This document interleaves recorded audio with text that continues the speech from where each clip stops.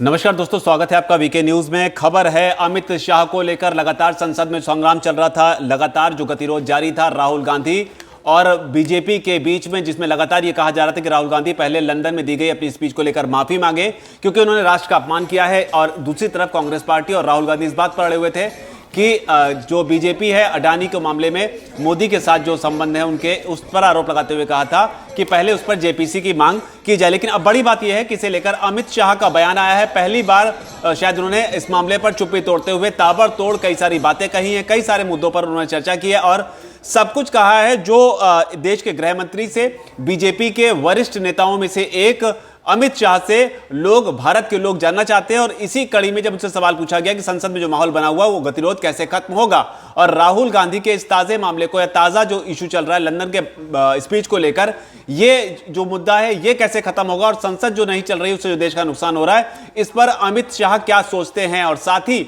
सवाल यह भी किया गया कि जिस तरीके से सोशल मीडिया पर राहुल गांधी की छवि को बनाने की कोशिश की जा रही है, शेर आया, और उसके अलावा तमाम मीम्स को पोस्ट करके कि मोदी जो है वो राहुल गांधी से बुरी तरीके से डरे हुए हैं, इस मुद्दे पर भी अमित शाह ने रिएक्ट किया है। क्या कुछ कहा है अमित शाह ने, तो आपको बता दें। अमित शाह ने साफ तौर पर इसमें कहा है कि पूरे मामले पर वो खुद बारीकी से नजर बनाए हुए हैं। तो ये बड़ा बयान अमित शाह ने दिया है कि जो भी विवाद चल रहा है इस पर खुद अमित शाह जो है बेहद बारीकी से इस पर नजर बनाए हुए हैं। साथ ही उन्होंने यह भी कहा कि चर्चा के लिए कोई भी प्रस्ताव फिलहाल नहीं है, इसलिए नहीं हो रहा। उससे आगे इन्होंने यह भी कहा कि स्लोगन दिया जाता है कि पार्लियामेंट में फ्रीडम ऑफ स्पीच नहीं है।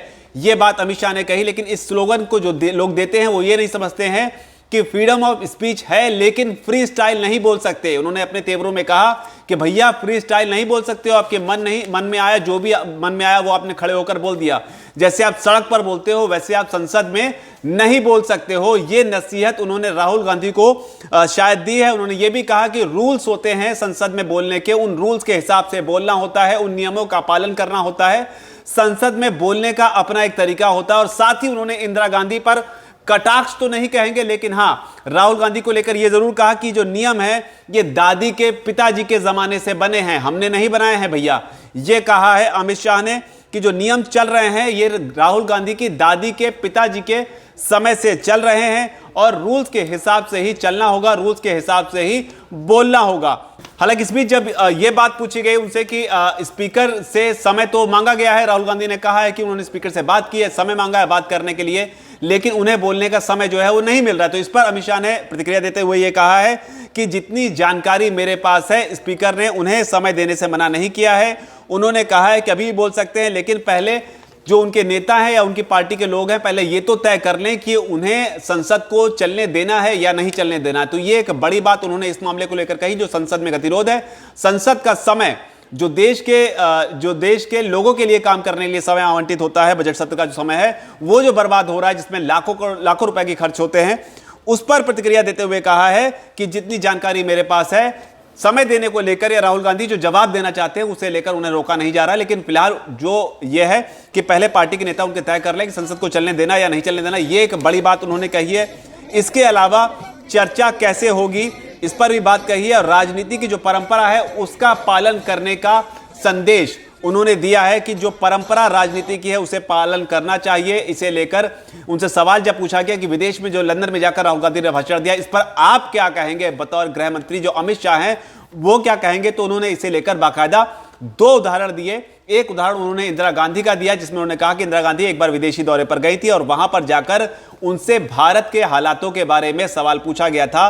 तब इंदिरा गांधी ने कहा था, इंदिरा गांधी ने भारत को क्रिटिसाइज करने के बजाय यह कहा था कि हम भारत के मसले भारत में ही सुलझा लेंगे, विदेश में उस पर बात करने की जरूरत तब इंदिरा गांधी ने नहीं समझी थी। इसके अलावा उन्होंने अटल बिहारी वाजपेयी का भी उदाहरण देते हुए कहा कि जो एक पॉलिटिकल स्टेचर होता है, जो कद होता है, वो भी कैसे बनता है और उसका कैसे जो परंपरा का पालन किया जाता है वो कैसे होती है। उसमें उन्होंने कहा था कि एक बार कश्मीर के मुद्दे को लेकर भारत के प्रतिनिधिमंडल को बाहर जाना था और बोलना था, लेकिन तब शायद भारतीय राजनीति के इतिहास में पहली बार हुआ था जब विपक्ष के नेता को उस प्रतिनिधिमंडल को लीड करने का मौका मिला और उन्हें चुना गया कि वो जाकर भारत को लीड करेंगे कश्मीर के मुद्दे पर बोलने को लेकर। तो ये बात अमित शाह ने कही है। इसके अलावा जब बात यहां तक पहुंची कि आखिर चर्चा कैसे होगी, क्योंकि लगातार जेपीसी को लेकर कांग्रेस अड़ी हुई है, बीजेपी अड़ी हुई है, माफी मांगो, तो क्या जब तक माफी मांगेंगे नहीं तब तक संसद चलेगी नहीं, तो कैसे होगा, इसका हल कैसे निकलेगा, क्योंकि लगातार ये चल रहा है। तब इस पर अमित शाह ने कहा है कि हो जाएगा, इसका भी निपटारा हो जाएगा। इसका निपटारा ऐसे होगा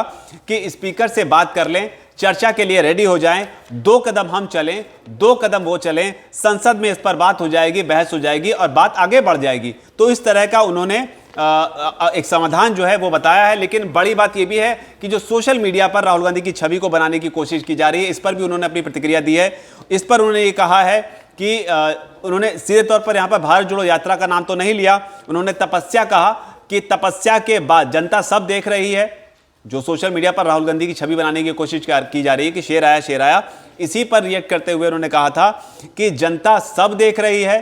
तपस्या के बाद नॉर्थ ईस्ट में 3 हारे, 5 का भी आंकड़ा पार नहीं कर पाए और यह सब कुछ हुआ तपस्या के बाद। यानी तपस्या नहीं, वो कहना चाहते हैं शायद यहां पर भारत जोड़ो यात्रा के बाद ये नतीजे कांग्रेस पार्टी के आए हैं कि नॉर्थ ईस्ट में वो सब कुछ हार गए। हालांकि इस बीच सवाल जो है अडानी के मुद्दे को लेकर भी पूछा गया कि अडानी के मुद्दे को लेकर जो कांग्रेस पार्टी आरोप लगाती है, जो दावे करती है, उस पर आपकी क्या राय है। उस पर उन्होंने साफ तौर पर कहा कि मामला सुप्रीम कोर्ट में है, जिसके पास जो भी तथ्य हैं वो अपने तथ्य लेकर सुप्रीम कोर्ट में जाएं, रखें, वहां पर जो फैक्ट्स के आधार पर चर्चा होगी, जो फैसला होगा, जो न्यायिक प्रणाली है उस पर भरोसा करने की जरूरत है।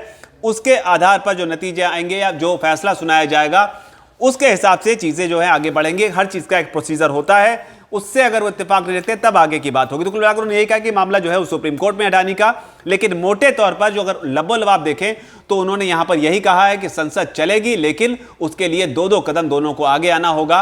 ये एक बड़ी बात है। राहुल गांधी को नसीहत दी है कि अपनी दादी इंदिरा गांधी से वो सीखें।